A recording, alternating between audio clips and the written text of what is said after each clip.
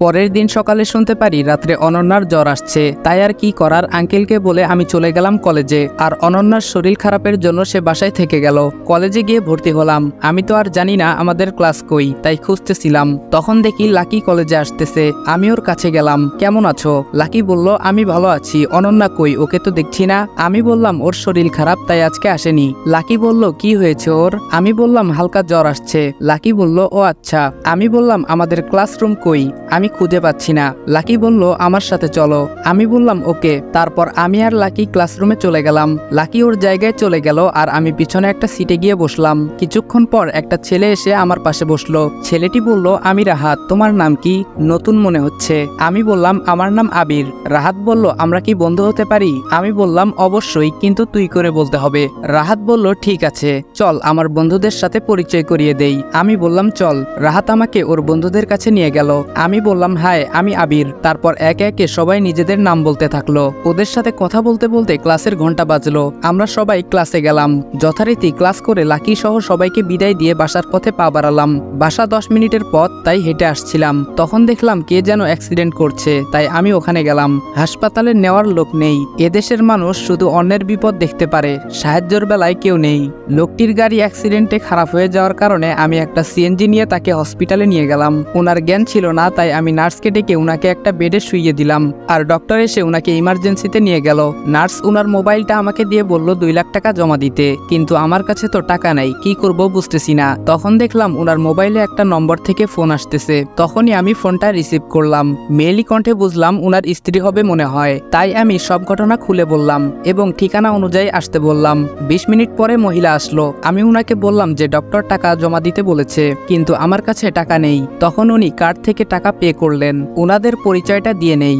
যিনি অ্যাক্সিডেন্ট করেছেন তিনি হলেন দেশের টপ ব্যবসায়ী রায়হান চৌধুরী, আর মহিলাটি হলেন মিসেস রায়হান চৌধুরী বা ইয়াসমিন চৌধুরী। আর ওনাদের 5 বছরের একটা বাচ্চা আছে যার নাম মাহি। পরিচয় পর্ব শেষ, এখন বর্তমানে আসা যাক। ইয়াসমিন চৌধুরী কান্না করছিলেন। তখন কিছুক্ষণ পর ডক্টর আসলেন এবং বললেন রোগীকে সঠিক সময়ে আনার জন্য বেঁচে গেছেন। মিসেস রায়হান বললেন, আমরা কি উনার সাথে দেখা করতে পারি? ডক্টর বলল, বেডে শিফট করার পরে দেখা করতে পারবেন। ইয়াসমিন চৌধুরী বলল, ধন্যবাদ ডাক্তার। ডক্টর বলল, ধন্যবাদ উপরওয়ালাকে দেন। কিছুক্ষণ পর উনাকে বেডে শিফট করা হলো। তখন আমরা 3 জন গেলাম। রায়হান চৌধুরী আমাকে বলল, তুমি কই থাকো বাবা? আমি বললাম এক আঙ্কেলের ওখানে।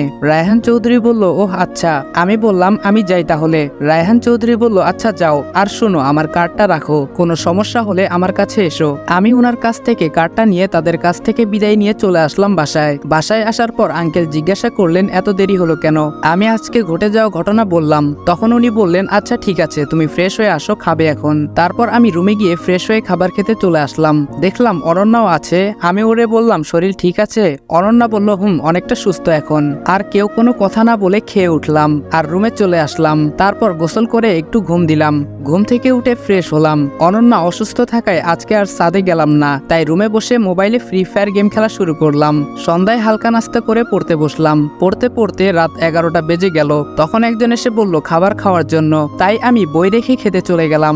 রাতের খাবার খেয়ে আমি আমার রুমে এসে শুয়ে পড়লাম আর মোবাইলটা নিয়ে ফেসবুকে ঢুকলাম। কারো সাথে যেন কথা না হয় সেজন্য নতুন একটা অ্যাকাউন্ট খুলেছি এবং আগেরটা ডিঅ্যাক্টিভ। কিছুক্ষণ ফেসবুকে থেকে বের হয়ে ভাবতে লাগলাম আমাকে অনেক বড় হতে হবে, কিন্তু কি কারণে এই চিন্তা সেটা অজানাই থাকুক। ভাবতে ভাবতে কখন যে ঘুমের রাজ্যে চলে গেছি নিজেও জানি না। হ্যালো বন্ধুরা, আপনি কি বোর হচ্ছেন, কিছু মজা করতে চান? তাহলে আজ আমি 1xBet নামের একটি অ্যাপ সম্পর্কে কথা বলতে চাই, যেটি সবচেয়ে বিশ্বস্ত বুকমেকার। এখানে মজা করার পাশাপাশি রয়েছে পুরস্কার জেতার সম্ভাবনা। এখানে সমস্ত লাইভ ম্যাচের ফলাফল এবং ম্যাচটি লাইভ দেখতে পারবেন।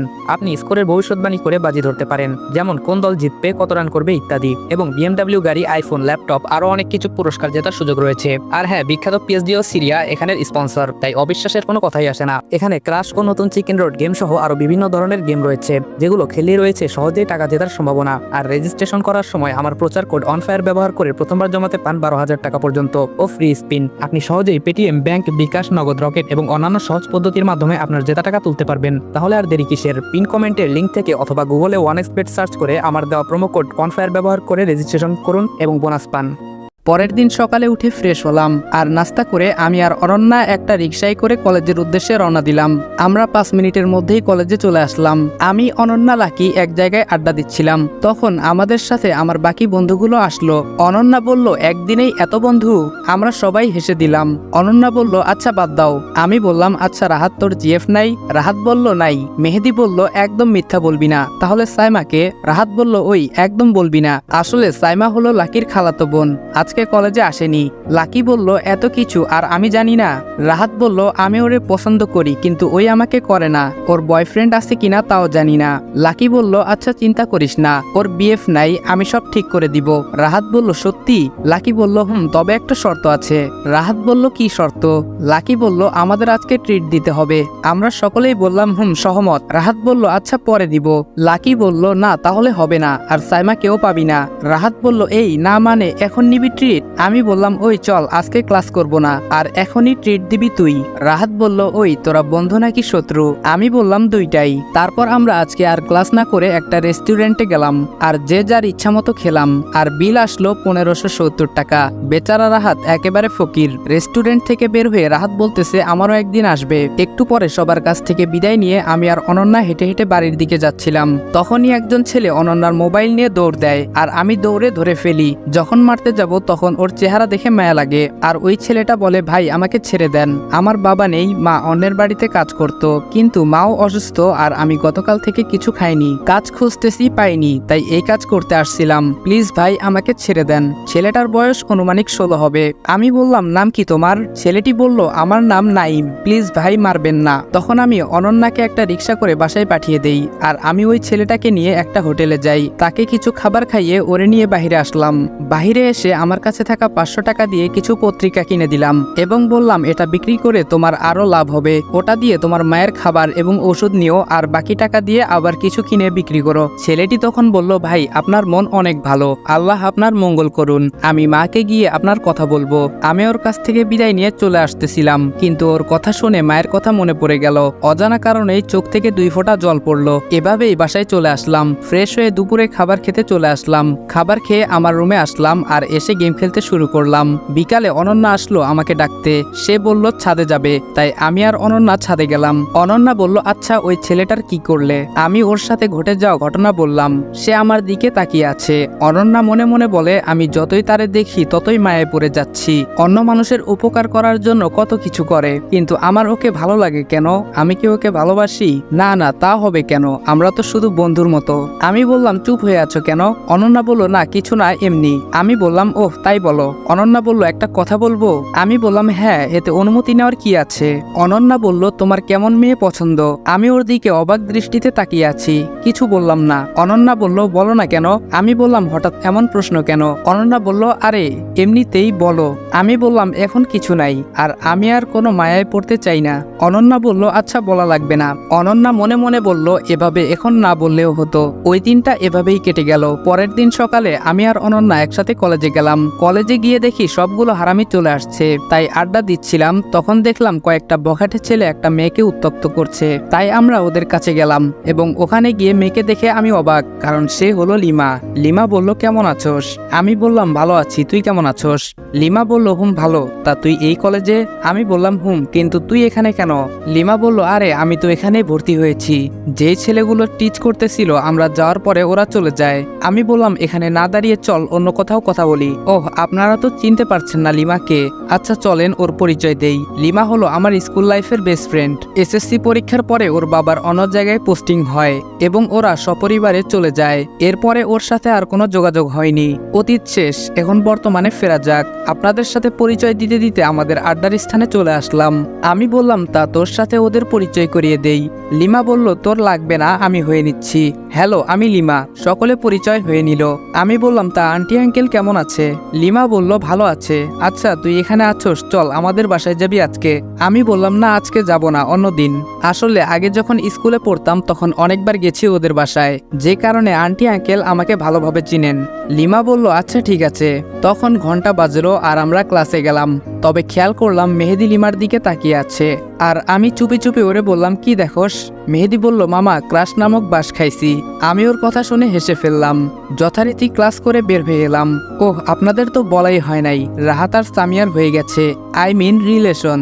তো রাহাত আর সামিয়া পিছনে কথা বলতে বলতে আসতেছে, চলেন ওরা কি বলে শুনে আসি। না থাক, অনের কথা শোনা ঠিক না। এদিকে আমরা যে যার মতো বাসায় চলে আসলাম। এসে ফ্রেশ হয়ে খেতে বসলাম। তখন শুনলাম অনন্যার খালাতো বোন নাকি আসবে আজকে, তাই তাকে আনতে যেতে হবে। সেজন্য আমি আর অনন্যা রেডি হয়ে তাকে আনতে গেলাম বাস স্ট্যান্ডে। আমি আর অনন্যা কিছুক্ষণ ওয়েট করার পর দেখলাম অনন্যা এগিয়ে যাচ্ছে। তখন বুঝলাম হয়তো ওর বোন আসছে। তখনই অনন্যা ওকে জড়িয়ে ধরলো আর আমার দিকে এগিয়ে আসছিল। আমার কাছে এসে মেয়েটি বলল ও কে? আমি বললাম আমি উনাদের বাসার ড্রাইভার। মেয়েটি বলল ও অনন্যার খালাতো বোনের নাম মাহি। আর হ্যাঁ, আমি অন্যের আশ্রয়ে থাকতে চাইনি, তাই আমি চলে যেতে চেয়েছিলাম। আঙ্কেল বলেছিলেন যে অনন্যার ড্রাইভার হয়ে থাকতে, এর জন্য উনি আমার বেতনও দেন। কোনো চাকরির জন্য আমিও আর দ্বিমত করিনি, রাজি হয়ে গিয়েছি। এবার বর্তমানে আসি। আমি বললাম আপনি গাড়িতে উঠেন। তখনই আমার গালে 2টা থাপ্পড় পড়ল। আমি নিচের দিকে তাকিয়েছিলাম আর চোখ দিয়ে জল পড়ছিল। মাহি বলল ওই আমি কি নিজের হাতে গাড়ির দরজাটা খুলবো? তুই আমাকে কিভাবে দরজা খুলতে বলিস? আর আমাকে ম্যাডাম বলবি, মনে থাকে যেন। আমি বললাম আচ্ছা ঠিক আছে। অনন্যা স্তব্ধ হয়ে গেছে মাহির ব্যবহারে। সে মাহিকে বলল সে তোর থেকে বড়। মাহি বলল ব্যবহার তোর কাছ থেকে শিখতে হবে না, আর আমি ছোট লোক দেখতে পারি না। অনন্যা বলল ভুলে যাস না, সবাই মানুষ। মাহি বলল তোকে জ্ঞান দিতে হবে না। আমি গাড়ির দরজা খুলে দিলাম আর মাহি গিয়ে বসলো। অন্যদিকে অনন্যা আমার পাশে এসে বসলো। তখন মাহি বলল ওই ড্রাইভারের জন্য তোর এত দরদ কেন? অনন্যা বলল কারণ আমি ওকে। কথা বলতে গিয়েও অনন্যা থেমে গেল। অনন্যা কথা ঘুরিয়ে বলল মানুষকে সম্মান দিতে হয়। অনন্যা আমাকে বলল ওর কথায় কিছু মনে করো না, ওই এরকমই। আমি বললাম না ঠিক আছে। আর কেউ গাড়িতে কোনো কথা বললাম না। প্রায় 30 মিনিট পরে আমরা বাসায় চলে আসলাম। আর গাড়ি থেকে নেমে গাড়ির পিছনের দরজা খুলে দিলাম আর মাহি নেমে গেল। আমি ওর জিনিসপত্র নিয়ে গেলাম ওর রুমে। আমি আমার রুমে এসে ফ্রেশ হলাম। বিকালে ছাদে গেলাম, গিয়ে দেখি অনন্যা আর মাহি দুইজনই আছে। আমি চলে আসব তখন মাহি ডাক দিল, এই ড্রাইভার এদিকে আয়। আমি ওদের কাছে গেলাম। মাহি বলল তুই এখানে কেন? আমি বললাম আপনারা এখানে আছেন আমি জানতাম না, যদি জানতাম তাহলে আসতাম না। মাহি বলল নেক্সটে যেন আর কখনো এমন না হয়। আমি বললাম আচ্ছা হবে না। তখন অনন্যা বলল ওই আসবে না মানে কি? সে আসবে, তাতে কোনো সমস্যা নাই। আমি কথা না বাড়িয়ে নিচে চলে আসলাম। এসে ভাবতে থাকলাম আমাদের তো অনেক জমি আছে, তা তো এদের থেকেও বেশি। আর মাহি আমাকে এত অপমান করতেছে, সবই আমার কপাল, কিছু করার নাই। কিছুক্ষণ পরে সন্ধ্যা হয়ে গেল, তাই আমি নামাজ পড়তে বসলাম। রাত্রে আঙ্কেল অফিস থেকে এসে ফ্রেশ হয়ে খাবার খেতে বসলো এবং আমাকে ডেকে পাঠালো। আমি আসার পরে মাহি বলল ওই ড্রাইভার আমাদের সাথে খেতে বসবে। আঙ্কেল বলল ওই তোমার থেকে বড়, সম্মান দিয়ে কথা বলবে। মাহি বলল আচ্ছা ঠিক আছে। মাহি মনে মনে ভাবছে তোর জন্য আমাকে অপমান করলো, আমি তোকে ছাড়বো না, আর আমি তোকে এই বাড়ি থেকে তাড়িয়ে ছাড়বো। এভাবেই 1 সপ্তাহ কেটে গেল, কিন্তু মাহি আমাকে সহ্য করতে পারে না। আর অপরদিকে অনন্যা আমার দিকে অনেকটা দুর্বল হয়ে পড়েছে। পরের দিন কলেজে যাচ্ছিলাম, তখন অনন্যা বলল আজকে কলেজের ছুটির পর এক জায়গায় যাব। ওর সাথে কথা বলতে বলতে কলেজে চলে আসলাম। যথারীতি প্রতিদিনের ন্যায় আজকেও আড্ডার বিকল্প হলো না। লিমাকে বললাম শোন, তোর কি বয়ফ্রেন্ড আছে? লিমা বলল না নেই। কেন? আমি বললাম তাহলে তো ভালোই হলো। আর হ্যাঁ, মেহেদি তোরে লাইক করে, তোর কি ওরে ভালো লাগে? লিমা বলল করা যায়, খারাপ না। আচ্ছা ওরে বলে দিস আমি রাজি। আমি বললাম আচ্ছা। একটু পরেই ঘন্টা পড়লো আর আমরা ক্লাসে চলে গেলাম। অনন্যা বলল লিমার সাথে কি কথা বলতেছিলে? আমি বললাম একটু ওয়েট করো, জানতে পারবে। অনন্যা অবাক হয়ে গেল। আমরা ক্লাস করার পর আমি বললাম আজকে কেউ যাবি না, মেহেদি ট্রিট দিবে। আমার কথা শুনে সবাই খুশি, কিন্তু কেউ জানে না কি কারণে ট্রিট, এমনকি মেহেদিও জানে না। মেহেদি বলল কি কারণে আমি ট্রিট দিব। সকলেই আমার কাছে কারণ জিজ্ঞেস করলো। আমি বললাম আরে মামা, লিমা রাজি হয়ে গেছে। তখন সবাই এক দৃষ্টিতে তাকিয়ে আছে আমার দিকে, আর দেখলাম লিমা লজ্জায় নিচের দিকে তাকিয়ে আছে। আমি বললাম আরে এভাবে তাকিয়ে থাকবি নাকি ট্রিট নিবি? সবাই বলল আরে অবশ্যই নিব। অন্যদিকে রাহাত বলতেছে আজকে তোর পকেট খালি করব। আমার বেলায় মনে আছে? আমরা সবাই হেসে ফেললাম। মেহেদি বলল আমার কপালে আজকে খারাপ হয়ে আছে, তাই আমরা একটা রেস্টুরেন্টে গেলাম আর যে যার মতো খাবার অর্ডার করলাম। খাবার শেষে মেহেদি বিল দিল আর আমরা যে যার মতো বাসায় চলে আসলাম। পরের দিন মাহি চলে গেল আর আমি মনে মনে বললাম এতদিনে আমার জীবনটা জাহান্নাম করে দিছে, চলে যাওয়াতে বাঁচলাম। এর মধ্যেই চলতে থাকে আমার জীবন।